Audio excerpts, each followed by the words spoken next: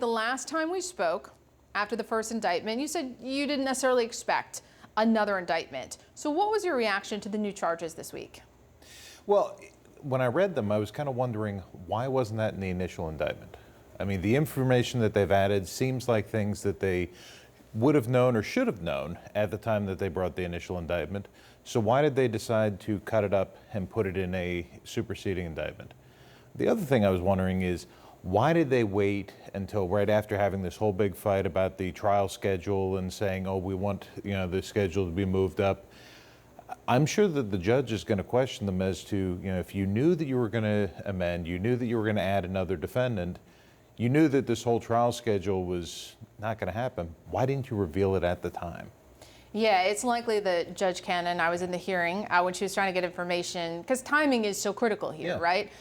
It will be really interesting to see her reaction, because she put a lot of effort into that schedule. I think there are 30 different deadlines they need to meet. It is the most detailed trial schedule I've ever seen out of any federal judge.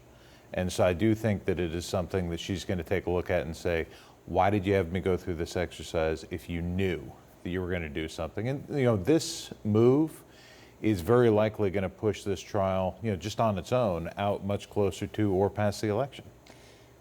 Let's talk about the merits of the filing.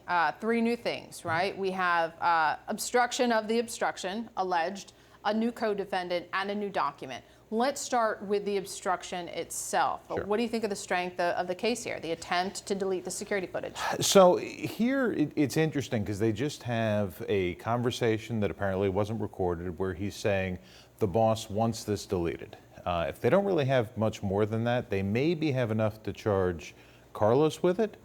But quite frankly, if you charge Donald Trump every single time one of his employees says, the boss wanted something, I think that it could go on forever because so many of them, just use that phrase. And so they would have to actually make the connection that he actually communicated that to Carlos. So I don't think that they're going to be able to sustain their burden as to others, even if they do have that employee come in and say, yes, Carlos said this to me. This is the obstruction of the obstruction, though, right? So we have a lot of obstruction alleged here. What is your assessment of the overall obstruction case here? Well, I mean, the video that we're talking about here, the surveillance video, is something that when the subpoena came in, we advised, turn it over. And, it was turned over. And it was something that was kind of surprising to us at the time of why were they even looking at this? Because the deletion of footage, DOJ had all the footage. So they knew that there was nothing missing. But it really then is going to be a question of what is on that footage. The same thing I told you when the indictment first came down is what is it actually going to show of Carlos and Walt actually moving these boxes.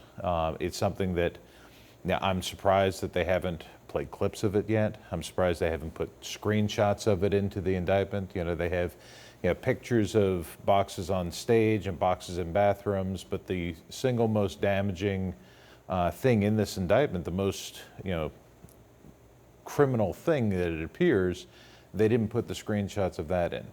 So, do you think a screenshot of Walt Nauta and Carlos de Oliveira moving boxes would hit harder than those pictures of alleged classified documents in a ballroom, in a bathroom, in a bedroom? Oh, sure. Those are damning. If they moved 60 boxes out, like that's like it's saying, and they can show a video or a screenshot of them moving 60 boxes out right before Evan Corcoran goes in to do a search, I mean that's an extremely damaging video, and I would be expecting that'd be something they'd be showing. Does it surprise you that Trump would allegedly lean on a lower level employee to do his dirty work?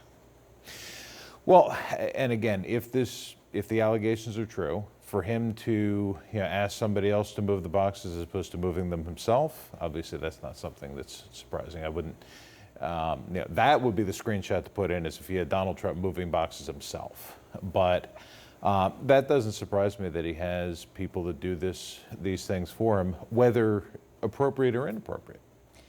One of the themes that keeps coming up is sort of an effort to go around the lawyers. That the effort to destroy surveillance footage, as we understand it, was nixed eventually when word of this reached lawyers. at the Trump Organization. We know the other alleged obstruction, the moving the boxes in and out, was allegedly to hide these documents from his lawyers. I mean, what do you think of this? This theme keeps coming up, right? Let's try this, but don't let the lawyers know because they could get in the way of my plans. It is, if these things are true, that is definitely damaging.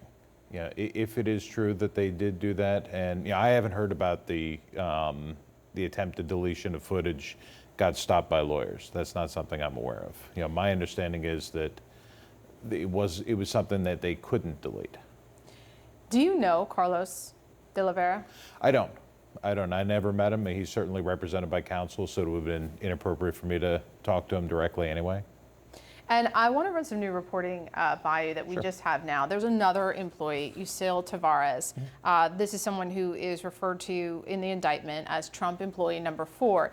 And what's interesting about Taveras is that this individual received a target letter, which we know Carlos and Walt Nauta, they were both sort of put on notice that they could be charged here. Neither one of them has cooperated, capital C, with the Justice Department. They've both been charged. But interestingly, after Taveras received a target letter, he changed lawyers. He had previously been represented by the same person who represents Walt Nauta, Stan Woodward. He represents a lot of people in this investigation. What do you make of this, that this individual received a target letter, decided they no longer wanted a Trump-affiliated lawyer, and appears to have provided some of the information in this indictment?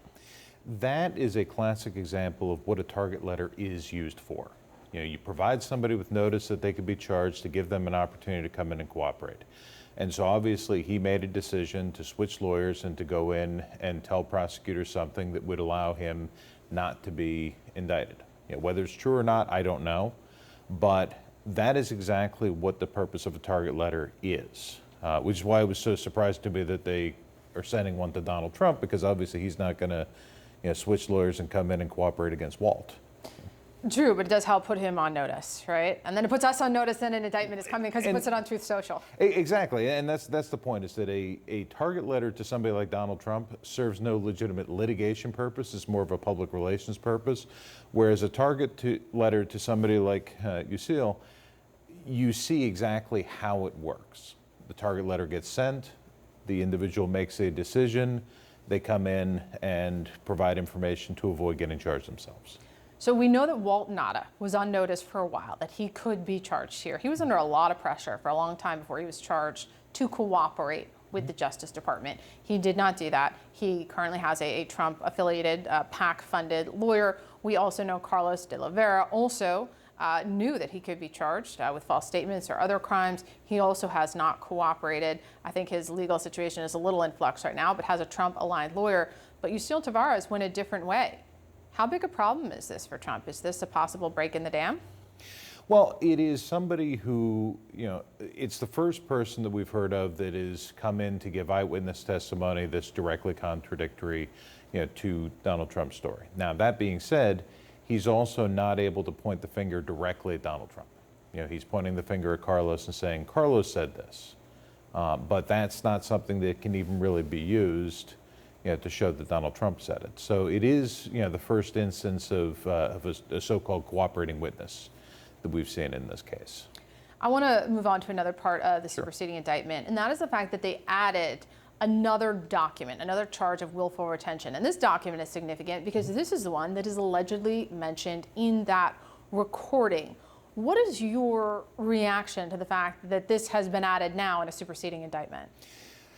Similar to what I said earlier, it's surprising to me that it's been added now. If you look at the dates on that charge, it indicates that it was something that was retained up through January 17th of 2022, which indicates that that's in the original boxes that were sent back to NARA. That is correct. We have that reporting now. So if special counsel had this document, since the initial referral, why didn't they put that in the initial indictment? And why did that take so long to put in? But also, from a legal standpoint, if you're charging somebody with willful retention of a document, and that document is one that he returned before the investigation even commenced, you're also going to have structural problems with it there. One idea that has been floated, well, there's two. One is the level of classification. Perhaps there was some conflict in the intelligence community. What do you make of that explanation? I don't see that. I mean, this is what they're alleging is that it was a plan to attack a country that was rejected, and it's a couple of years old. It's not something that would, that's still an active plan. After the original indictment, the former president said publicly there was no document. Do you think this could be a response to that? It could be. It certainly could be. But again, why didn't they put it in the original indictment? I mean, did they not put it in to see if they could bait him into saying it doesn't exist? Then, aha, here it is. Or was they just sloppy and they didn't find it the first time? Or are they taking another document and putting it in there? I don't know.